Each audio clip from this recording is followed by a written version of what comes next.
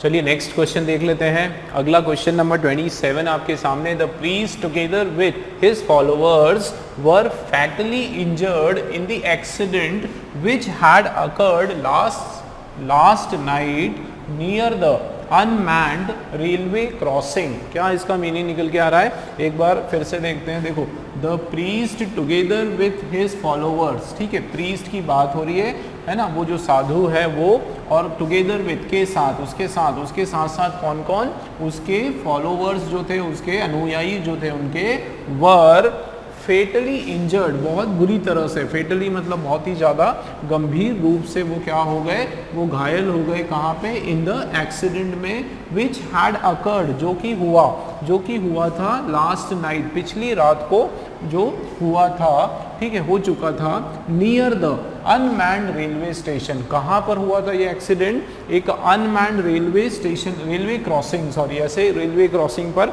जहाँ पर कि कोई क्रॉसिंग नहीं थी, बेसिकली जहाँ पे कोई इंसान नहीं निकलता था, है ना। एक रेलवे फाटक होता है जहाँ से क्रॉसिंग होती है, ये अनमैन्ड रेलवे क्रॉसिंग थी जहाँ पे कोई देखने वाला, कोई गार्ड वहाँ पे नहीं था। ठीक है दोस्तों, ये तो उसका हो गया मीनिंग। अब चलते हैं हम लोग इसके स्ट्रक्चर की ओर। आप देखो किसकी बात हो रही है यहाँ पे, एक साइड हमारा है द प्रीस्ट, ठीक है, द प्रीस्ट आप अगर देखो तो ये आपका क्या है, सिंगुलर सब्जेक्ट है दोस्तों। द प्रीस्ट हमारा क्या है, सिंगुलर सब्जेक्ट है, इसको हम लोग नाउन वन भी मान सकते हैं। और बीच में यहाँ पर क्या आ गया, टुगेदर विथ, क्या आ गया, टुगेदर विथ, ये आपका कॉम्प्लेक्स कंजंक्शन है, ये आपका क्या है, कंपाउंड कंजंक्शन इसको हम बोलते हैं, कंपाउंड कंजंक्शन, ठीक है ना, कंपाउंड कंजंक्शन है। उसके बाद आपका देखो क्या आ गया, हिज फॉलोवर्स, क्या आ गया इसका, हिज फॉलोवर्स आ गया। और ये जो फॉलोवर्स हैं आप देखो, ये आपका नाउन टू है, क्या है, ये आपका नाउन टू है। और ये आप देखेंगे कि ये दिस इज प्लूरल नाउन, भी एक से ज्यादा है, क्या हो गया, ये प्लूरल नाउन है, ठीक है ना। अब आप देखो इसका एक रूल है दोस्तों, क्या रूल है इसका, नाउन वन, ठीक है, उसके बाद हमारे पास आ गया टुगेदर विथ, क्या आ गया, टुगेदर विथ, या फिर केवल विथ, ठीक है ना, या फिर अलोंग विथ, ठीक है, या फिर क्या हो गया, अलोंग विथ, या फिर आपका आ गया एज लॉन्ग एज, क्या आ गया, एज लॉन्ग एज, ठीक है, एज लॉन्ग एज, ठीक है, टुगेदर विथ हो गया, अलोंग विथ हो गया, एज लॉन्ग एज हो गया, और एज वेल एज, चलिए इसी से लिख देता हूं मैं, एज वेल एज, ठीक है, एज वेल एज वो ले लिया। और हमारे कुछ वर्ड्स हैं जैसे अकम्पनीड बाय, अकम्पनीड बाय, ठीक है, या फिर टुगेदर विथ, ठीक है, टुगेदर विथ तो पहले ही हमारा हो गया, together with no less than, ठीक है ना, क्या हो जाएगा आपका, नो लेस देन। तो ये सारे के सारे आपके जो कंपाउंड कंजंक्शंस हैं दोस्तों, कंपाउंड कंजंक्शंस ये वाले आ रहे हैं। इसके बाद देखो नाउन वन, उसके बाद आपके ये सारे कंपाउंड कंजंक्शंस, और उसके बाद हमारा आता है क्या, नाउन टू, क्या आता है उसके बाद हमारा, नाउन टू आता है। जब ये आपकी जब कंडीशन बनेगी, आपको याद रखना है, वर्ब हमारा हो जाएगा किसके अकॉर्डिंग, वर्ब हो जाएगा हमारा अकॉर्डिंग टू नाउन वन, ठीक है ना दोस्तों, किसके अकॉर्डिंग हो जाएगा, नाउन वन के। बिल्कुल याद रखो, दिमाग में बिठा के रखो, बहुत इंपॉर्टेंट चीज है ये, नाउन वन, उसके बाद टुगेदर विथ, या अलोंग विथ, या एज लॉन्ग एज, या एज वेल एज, या अकम्पनीड बाय, या नो लेस देन, इस तरह के कोई भी आपके कंपाउंड कंजंक्शंस आ जाते हैं। उसके बाद आपका नाउन टू आता है, चाहे वो सिंगुलर हो या प्लूरल हो। आपको क्या ध्यान रखना है, आपको ध्यान रखना है कि वर्ब हमको लगाना है किसके अकॉर्डिंग, वर्ब हमको लगाना है नाउन वन के अकॉर्डिंग। अब क्या होता है, 90% क्या होता है दोस्तों, कि ये वाला आपका जो नाउन है ये आपका सिंगुलर फॉर्म में दिया रहता है। किस फॉर्म में दिया हुआ है, सिंगुलर फॉर्म में ज़्यादातर दिया होता है। और ये नाउन टू जो है ये जानबूझ के जो है आपको प्लूरल फॉर्म में दिया जाता है। किस फॉर्म में दिया जाता है दोस्तों, जानबूझ के प्लूरल फॉर्म में दिया जाता है, ताकि आप कंफ्यूज हो जाओ। और जो वर्ब है वो भी प्लूरल होता है, बट हमको क्या ध्यान रखना है कि हमारा नाउन वन क्या है, चलिए अब देख लेते हैं हम लोग क्या लिखा हुआ है यहाँ पे। तो देखो ये क्या है, द प्रीस्ट, ठीक है, the priest together with his followers. तो देखो ये प्लूरल नाउन हो गया आपका, इधर प्रीस्ट जो है ये सिंगुलर आपका नाउन हो गया, इधर बीच में टुगेदर विद हो गया, ये हमारा आ गया क्या दोस्तों, वर्ब। लेकिन वर्ब क्या है, पास्ट टेंस में है, वर्ब है, प्लूरल है, हमको इसको वर्ब के बदले ये क्या हो जाएगा, वॉज हमारा सही फॉर्म हो जाएगा, ठीक है। वॉज जो है वो आपका सही वर्ब हो जाएगा, ठीक है। His followers was fatally injured, बहुत ही बुरी तरीके से इंजर्ड हुए इन द एक्सीडेंट। इसका मतलब आपका जो एरर है वो डी के अंदर आपका एरर आ गया दोस्तों, ठीक है ना। आगे चलते हैं, अब आगे भी कुछ एरर देखते हैं। तो देखो fatally injured in the accident which had occurred, क्या लिखा हुआ है, विच हैड अकर्ड, जो कि हुआ, है ना, कोई प्रॉब्लम नहीं, विच हैड अकर्ड, जो कि हुआ लास्ट नाइट। तो दोस्तों लास्ट नाइट शब्द जो है ये भी अपने साथ एक रूल लेकर आ गया। क्या रूल लेकर आ गया, कभी भी याद रखना दोस्तों, इस तरह से ये टाइम का अगर कोई वर्ड यूज हो रहा है, क्या यूज हो रहा है, टाइम ऑफ एक्शन इसको बोला जाता है। या तो लास्ट नाइट यूज करो या फिर प्रीवियस नाइट यूज करो, ठीक है ना। क्या यूज करो, लास्ट नाइट, प्रीवियस नाइट, है ना, ये सब के सब आपके जो है ये क्या माने जाते हैं, टाइम ऑफ एक्शन। जब हम लोग टाइम ऑफ एक्शन की बात करें, एक चीज याद रखना, टाइम ऑफ एक्शन की हम जब भी बात करें तो आपका सेंटेंस जो है वो सिंपल पास्ट में होता है।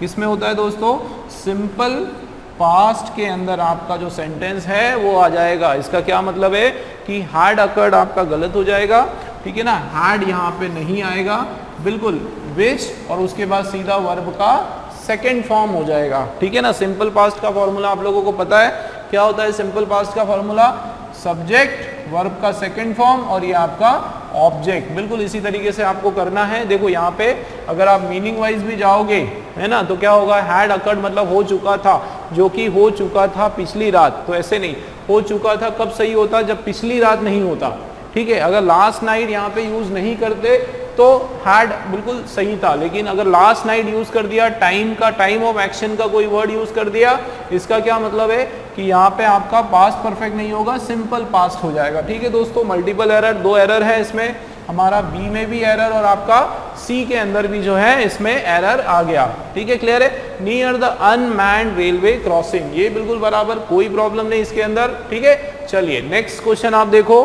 28 वाला जो हमारा क्वेश्चन है, we consider natural resources only for rural communities but now it is major provider of livelihood options for both urban and semi urban populations.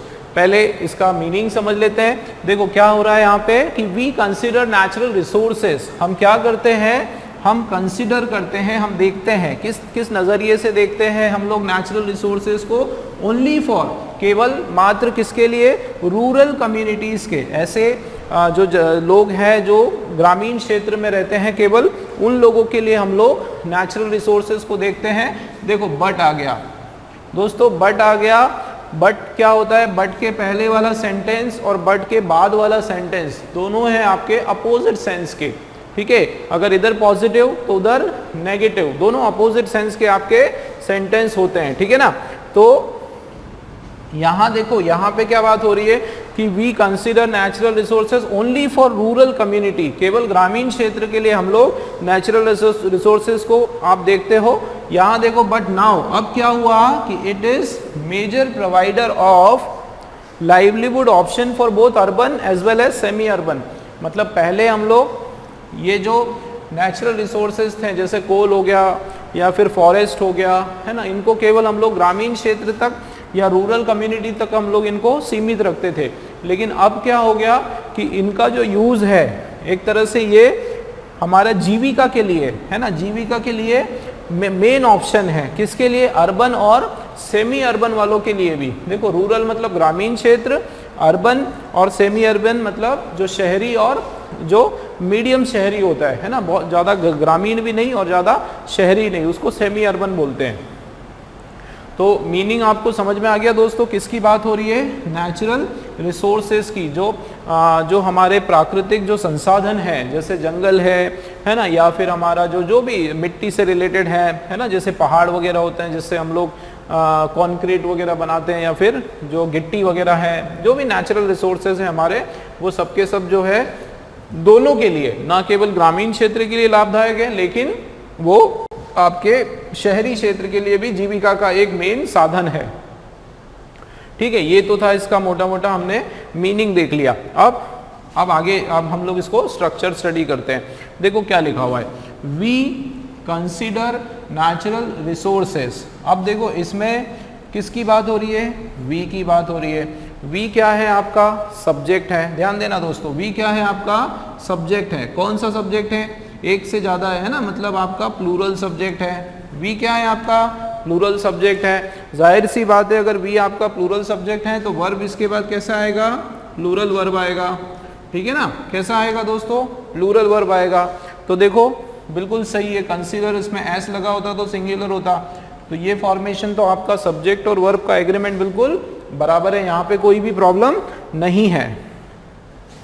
ठीक है ना, अब देखो तो वी कंसीडर हो गया। अब क्या कंसीडर करते हैं, नेचुरल रिसोर्सेस। ध्यान देना, वी कंसीडर नेचुरल, हम नेचुरल रिसोर्सेस को कैसे देखते हैं, ओनली फॉर रूरल कम्युनिटीज, केवल हम लोग रूरल कम्युनिटीज के लिए करते हैं। लेकिन नाउ अब इट इज, अब ये मुझे बताओ जरा, ये मुझे बताना जरा कि ये जो इट इज है ये किसके लिए लगा है, इट इज मेजर प्रोवाइडर। ये जो है ये क्या है, मेजर प्रोवाइडर है। मेजर आपका लाइवलीहुड जीविका का मेन साधन है।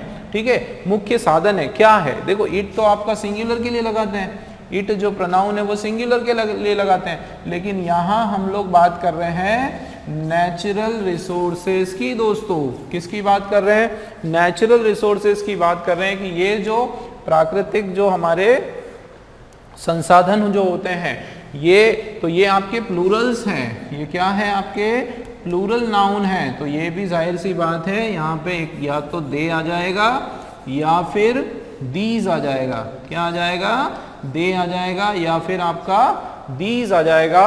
और इन दोनों के साथ इस भी आपका रॉन्ग हो गया, इनके साथ हमारा आर आ जाएगा दोस्तों। ठीक है ना, तो देखो क्या हो गया, ये हमारा एरर पकड़ में आ गया है ना। Resources only for rural communities but now they are या फिर दीज आर मेजर प्रोवाइडर, ये मेन प्रोवाइडर होते हैं। ठीक है, किसके, ऑफ लाइवलीहुड ऑप्शंस। देखो ऑफ के बाद आपका प्लूरल नाउन आ रहा है ना, यहाँ भी कोई प्रॉब्लम नहीं। लाइवलीहुड ऑप्शंस किसके लिए, दोनों, बोथ है ना, both urban and semi urban populations. तो कभी भी बोथ आता है ना, देखो कभी भी बोथ आता है तो आपका जो नाउन है बोथ के बाद वो प्लूरल होता है।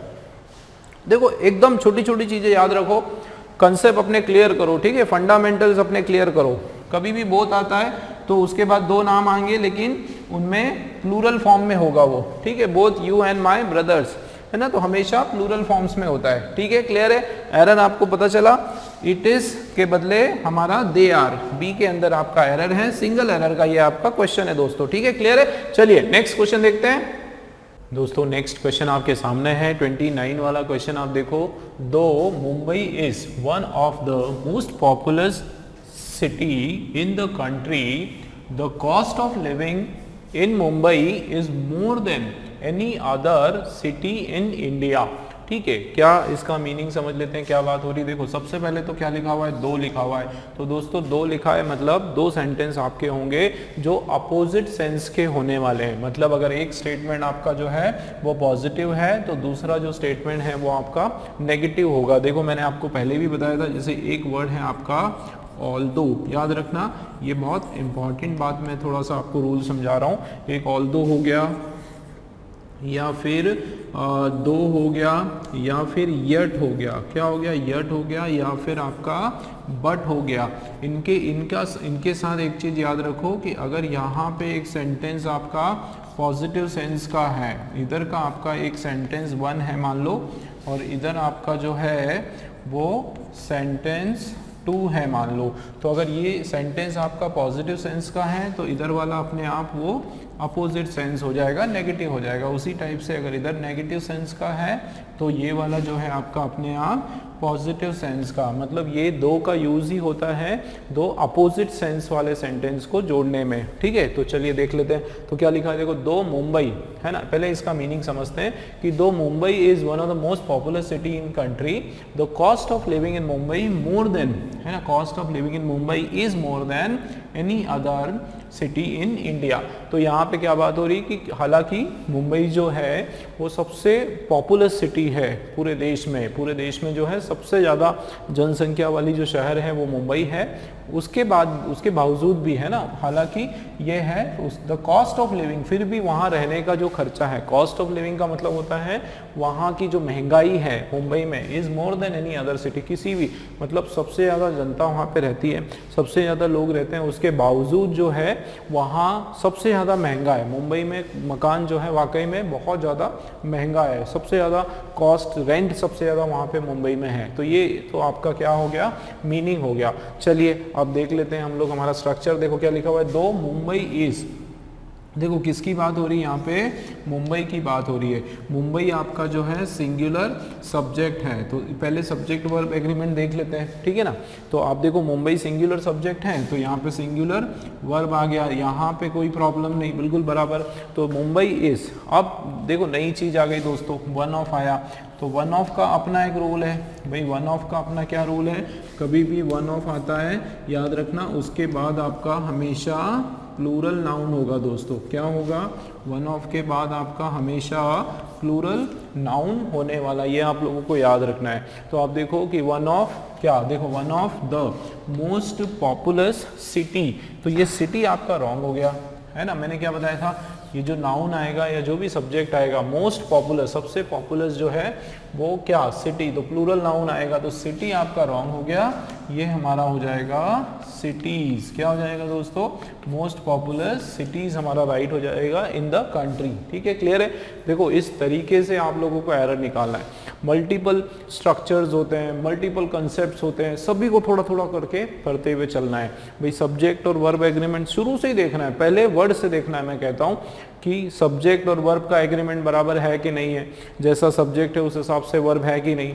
फिर वन ऑफ है तो वन ऑफ का तुरंत एकदम दिमाग में आ जाना चाहिए कि हाँ यार वन ऑफ जो है, उसके बाद तो हमारा जो सब्जेक्ट है, जो नाउन है, वो प्लूरल होता है। तो ये देखो यहाँ पे एक एरर पकड़ में आ गया, ठीक है, इन द सिटी, तो ये आपका बी के अंदर एरर है। आगे देख लेते हैं।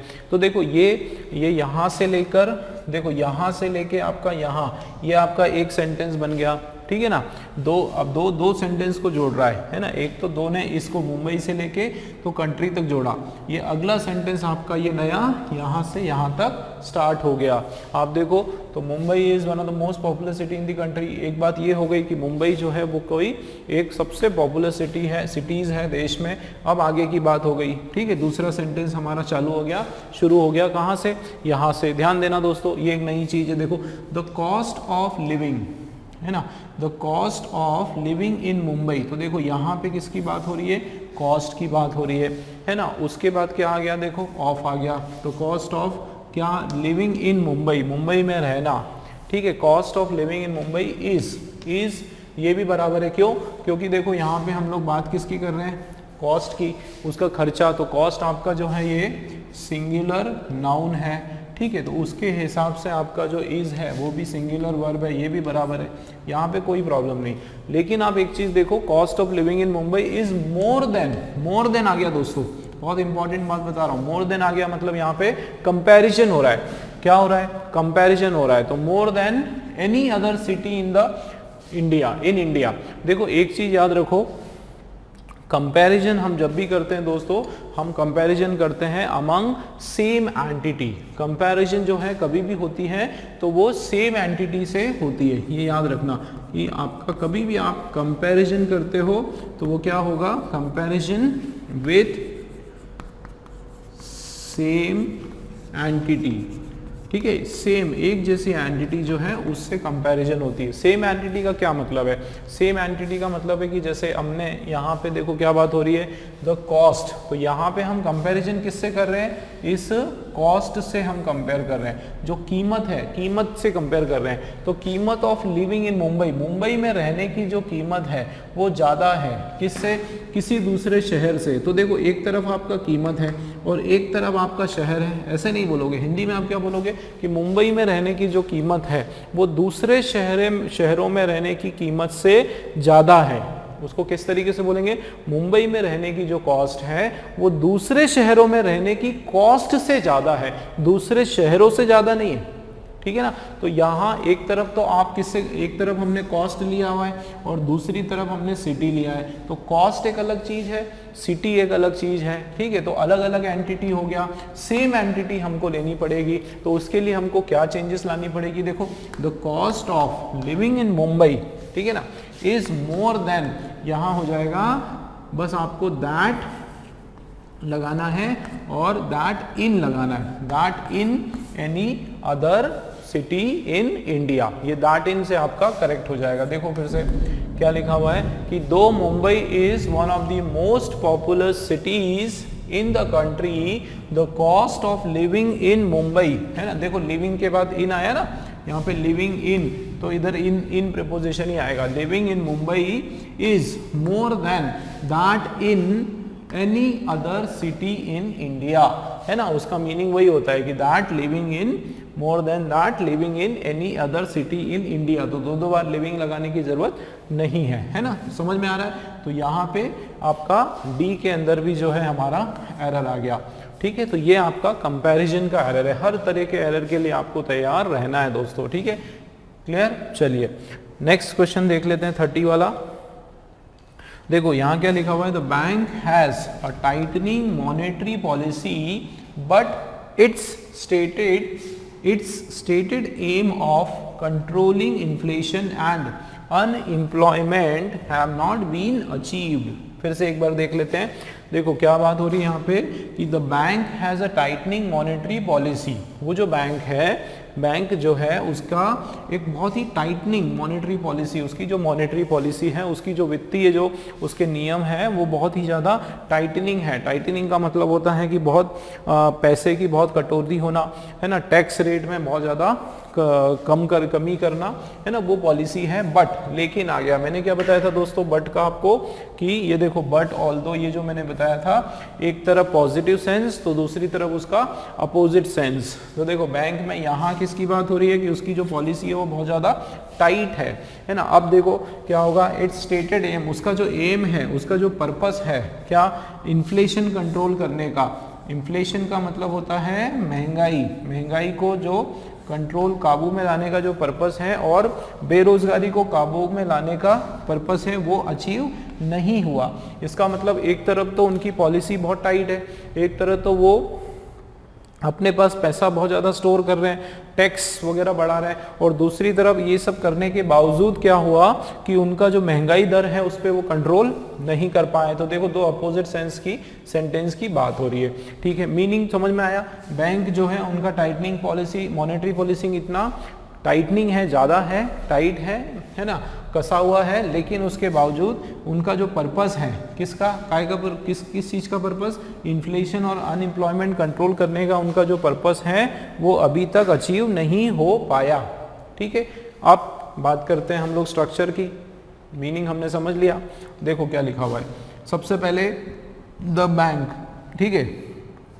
तो ये जो वर्ड है आपका द बैंक, बताओ जरा ये सिंगुलर है कि प्लूरल है, सिंगुलर है ना। किसकी बात हो रही है, द बैंक की बात हो रही है, तो ये आपका सिंगुलर सब्जेक्ट है दोस्तों, ठीक है ना। हमारा क्या है, ये सिंगुलर सब्जेक्ट है। अब देखो हैज़ आया, तो हैज़ मतलब होना, बैंक के पास है, क्या है, tightening monetary policy. Bank has, bank के पास क्या है, टाइटनिंग, टाइटनिंग मतलब बहुत ही ज़्यादा टाइट, आईएनजी बिल्कुल सही है, कोई प्रॉब्लम नहीं, मॉनेटरी पॉलिसी है। लेकिन बट देखो इट्स स्टेटेड, ये आपका पॉजेसिव प्रोनाउन है, ये क्या है, इट्स, बिल्कुल सही है ये आपका पॉजेसिव है ना, पॉजेसिव, ठीक है, पॉजेसिव प्रोनाउन है ये आपका, ये आपका क्या है, पॉजेसिव प्रोनाउन है, तो इसके बाद जाहिर सी बात है कोई सा नाउन आएगा, तो ये रहा स्टेटेड। स्टेटेड एक एक्स्ट्रा वर्ड इन्होंने जोड़ दिया है ना, स्टेटेड का मतलब कहा गया, बताया गया, दर्शाया गया, क्या, एम, ये आपका मेन नाउन है दोस्तों, बहुत इंपॉर्टेंट है, याद रखना। ये आपका एक तरह से नाउन हो गया है ना, बट के बाद वैसे भी एक नया सेंटेंस शुरू हो जाता है ना, ये मान के चलो कि यहाँ से यहाँ तक एक सेंटेंस आपका, और उसके बाद बट के बाद एक नया सेंटेंस शुरू हो गया, ठीक है। इट्स से लेके इट्स, इसका जो माना हुआ एम, तो ये एम आपका क्या है दोस्तों, सब्जेक्ट है, याद रखना।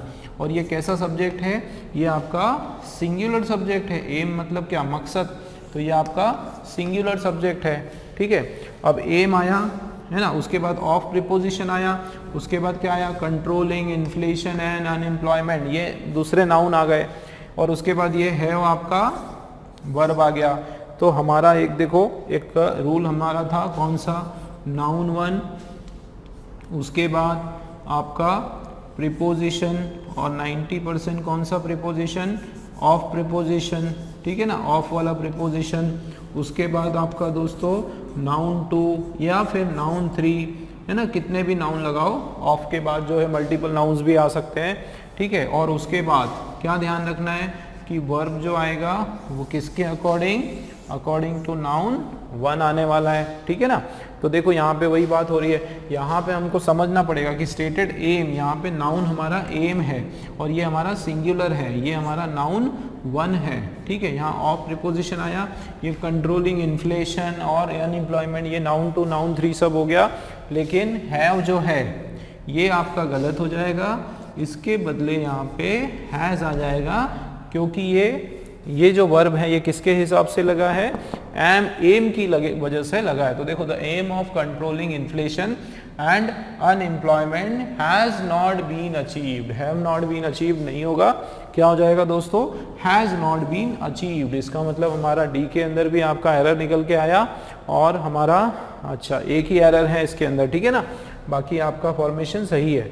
तो डी वाला हमारा एरर हो गया, इसके अंदर 2 एरर है। फिर से पढ़ लेते हैं एक बार, देखो क्या लिखा हुआ है, the bank has a tightening monetary policy but its stated aim of controlling inflation and unemployment has not been achieved, ठीक है ना दोस्तों, क्लियर हुआ। चलिए नेक्स्ट क्वेश्चन देख लेते हैं। चलिए दोस्तों नेक्स्ट क्वेश्चन देख लेते हैं। ये आपके सामने ये जो क्वेश्चन है हमारा दोस्तों, ये हमारा क्वेश्चन है फिलर्स का, ठीक है। ये आपका एरर करेक्शन का क्वेश्चन नहीं है, ये आप पर्टिकुलर जो क्वेश्चन है ये हमारा आ गया फिलर्स का, ठीक है ना। तो ये आप देखो, इसके अंदर देखो कितने फिलर्स हैं इसके अंदर, डबल फिलर्स है ना। तो फिलर्स का क्वेश्चन है ये, डबल फिलर्स का आपका एक क्वेश्चन है, और ये वाले क्वेश्चंस भी जो है आपके एसबीआई क्लर्क में बहुत ज़्यादा पूछे जाते हैं, ठीक है, बहुत इंपॉर्टेंट है फिल इन द ब्लैंक्स ये क्वेश्चंस। इसको हम लोग नॉर्मली इसको फिल इन द ब्लैंक्स भी बोल सकते हैं, ठीक है ना, फिल इन द ब्लैंक्स का भी ये क्वेश्चन आपका यहाँ पर बन जाएगा। चलिए अब हम बात कर लेते हैं, दोनों आपके पास ब्लैंक दिया हुआ है, देखो क्वेश्चन पैटर्न आप लोगों को पता है, पूरा फिल इन द ब्लैंक्स की तरह करना है, हर एक ऑप्शन में 2-2 हमको देखना है, राइट वाला ऑप्शन जो है वो कौन सा है। चलिए देख लेते हैं क्या लिखा है, the government has decided to make dash, है ना, government has decided to make dash changes in the country's tax. दोस्तों ये फिल इन पहले इसका मीनिंग बताता हूँ क्या आ रहा है मीनिंग, कि गवर्नमेंट ने जो है वो डिसाइड किया, क्या डिसाइड किया, to make something changes, some changes, किसी प्रकार के कोई चेंजेस करने का डिसाइड किया इन दी कंट्रीज टैक्स, तो कंट्री का टैक्स का कुछ, ठीक है, टैक्स डैश, है ना। तो यहाँ पे किसी प्रकार की गवर्नमेंट के द्वारा चेंज होने की, यहाँ पे कुछ बदलाव करने की बात हो रही है, और किस में बदलाव करने की बात हो रही है, टैक्स के कोई सिस्टम में या नियम में या कोई भी उससे रिलेटेड कोई बात यहाँ पर है। दोस्तों फिल इन द ब्लैंक्स करने में का जो ट्रिक मैं बताऊं वो ट्रिक यही है कि आप कोशिश करें कि ज़्यादा से ज़्यादा ये जो हमारे ब्लैंक्स है ना, इसकी इंफॉर्मेशन आप निकालो। भाई ये जो ब्लैंक है इसके बारे में ज़्यादा से ज़्यादा इंफॉर्मेशन निकालो, इसके आगे का और पीछे का वर्ड देखो। आप देखो यहाँ पे इसके ये ब्लैंक है, इसकी हम जानकारी निकालते हैं। कैसे जानकारी निकालेंगे भाई, इसके आगे क्या लिखा है, इसके पीछे क्या लिखा है, देखो कैसे, देखो यहाँ क्या लिखा है, टू और मेक, है ना, तो ये डिसाइडेड टू मेक, ये वर्ब का सेकेंड फॉर्म, ठीक है ना। उसके बाद ये टू मेक कुछ बनाना, ठीक है। अब कुछ बनाना, टू मेक ये भी आपका वर्ब है, ये आपका इन्फिनिटिव आपका एक वर्ब है, ठीक है, टू मेक, कुछ बनाना। अब क्या बनाना, ध्यान देना दोस्तों, इधर क्या दिया हुआ है, चेंजेस। तो ये चेंजेस आपका क्या है, इसकी पार्ट ऑफ स्पीच निकालो। चेंजेस आपका जो है नाउन है, क्या है ये आपका नाउन है। दोस्तों एक चीज मुझे बताओ कि जब आपका to make changes, to make कैसी, टू मेक किसी प्रकार की कोई चेंज करने की बात हो रही है, किस प्रकार की चेंज, तो इसको नाउन को डिफाइन कर रहा है, मतलब यहाँ पर कोई ना कोई एडजेक्टिव आना चाहिए। क्या आना चाहिए दोस्तों, एडजेक्टिव, है ना, आपका क्या आना चाहिए, आपका कोई भी विशेषण आना चाहिए, एडजेक्टिव आना चाहिए। चलिए एक इंफॉर्मेशन पता चली क्या, कि हमको एडजेक्टिव लगाना है। और हम लोग क्या कर सकते हैं दोस्तों, आप ना हमेशा पूरे जो सेंटेंस है उसका सेंस पता करा करो।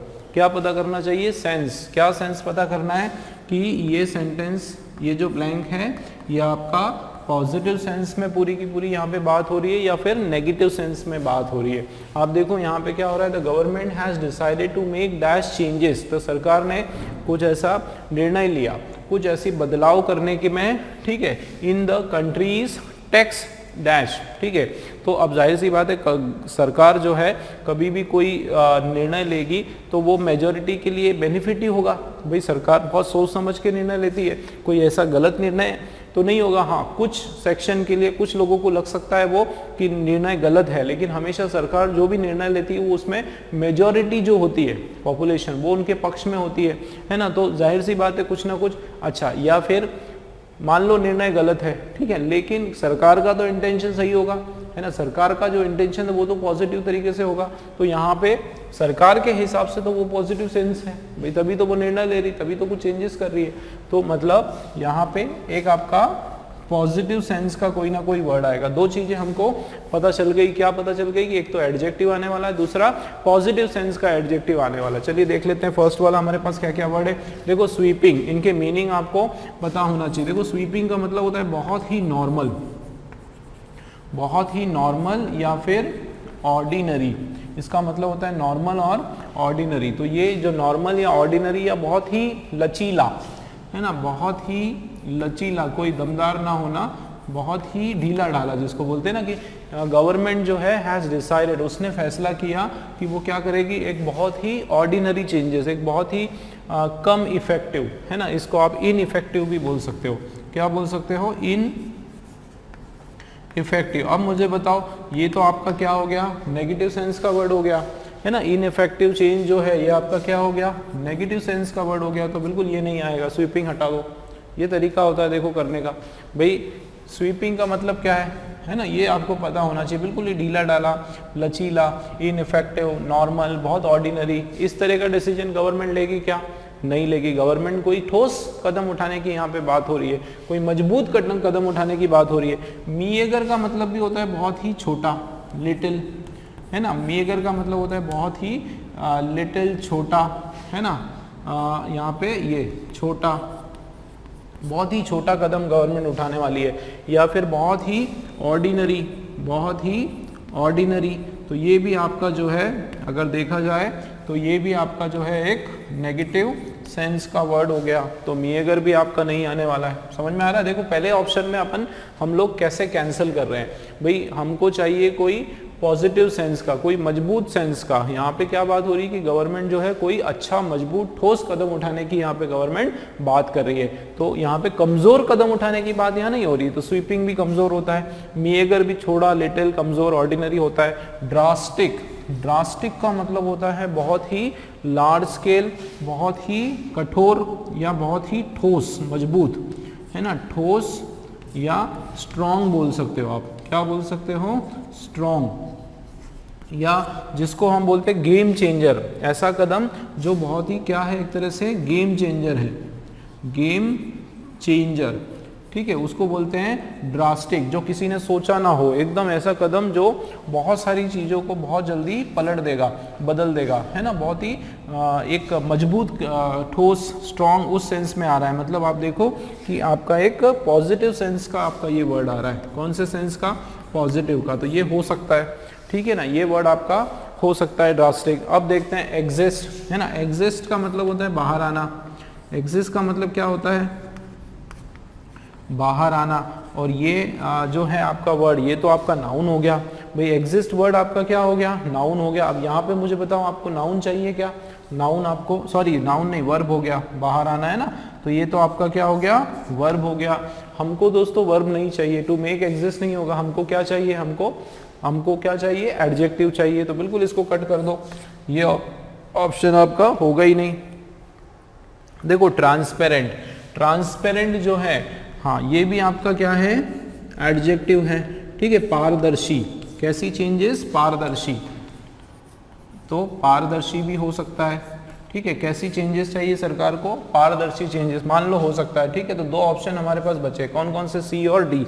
अब हम लोग आ जाते हैं नेक्स्ट ब्लैंक की तरफ। तो देखो टू मेक चेंजेस, देखो क्या हो रहा है, government has decided to make, देखो क्या होगा, गवर्नमेंट ने डिसाइड किया क्या, या तो ड्रास्टिक चेंजेस हो सकता है या फिर ट्रांसपेरेंट चेंजेस हो सकता है, पारदर्शी चेंजेस, बदलाव हो सकते हैं कहाँ पे, इन द कंट्री, किसी, इन द कंट्रीज, देश के क्या, इन द कंट्रीज टैक्स। अब ध्यान दो दोस्तों, टैक्स से रिलेटेड कोई वर्ड आना चाहिए, टैक्स क्या, तो कंट्रीज टैक्स, यहाँ पर ड्रास्टिक में क्या दिया है, सिस्टम दिया है, तो टैक्स सिस्टम बिल्कुल हो सकता है, भाई देश का टैक्स सिस्टम हो सकता है। यहाँ पे क्या लिखा है, कंट्रीज टैक्स रेवेन्यू, देश का जो टैक्स रेवेन्यू, दोस्तों रेवेन्यू एक अलग चीज होती है, टैक्स अलग होती है, ठीक है। टैक्स रेवेन्यू कुछ नहीं होता है, याद रखना, टैक्स एक अलग होता है ना। टैक्स रेवेन्यू ये हो सकता है कि टैक्स से मिलने वाली जो टोटल इनकम। तो अब यहाँ पे किस सेंस में बात हो रही, देखो गवर्नमेंट ने क्या किया, उन्होंने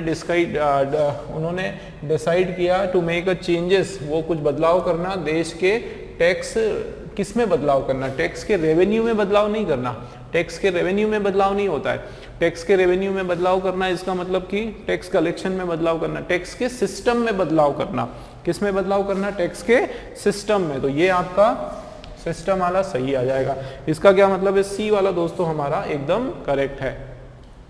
आप इससे भी कर सकते हो, सिस्टम और रेवेन्यू में देख सकते हो कि सिस्टम ज्यादा एक्यूरेट लग रहा है, आप वहां पर भी देख सकते हो। देखो टू मेक चेंजेस, किस तरह की चेंजेस होने की बात हो रही है, बहुत ही ड्रास्टिक, बहुत ही ठोस कदम लेने की बात, ठोस बदलाव करने की बात हो रही है, या फिर बहुत ही पारदर्शी चेंजेस। तो चेंजेस पारदर्शी कैसे होगी, है ना, बदलाव पारदर्शी, तो वो तो वहां पे मीनिंग, ट्रांसपेरेंट का तो यहाँ पे कोई मीनिंग हो ही नहीं रहा है। गवर्नमेंट ने क्या डिसाइड करा कि वो एक ड्रास्टिक कदम उठाने वाली, एकदम बहुत ही मजबूत कदम उठाने वाली, इसका मतलब सी वाला जो ऑप्शन है दोस्तों हमारा बिल्कुल राइट है, ठीक है ना। चलिए नेक्स्ट क्वेश्चन देखते हैं।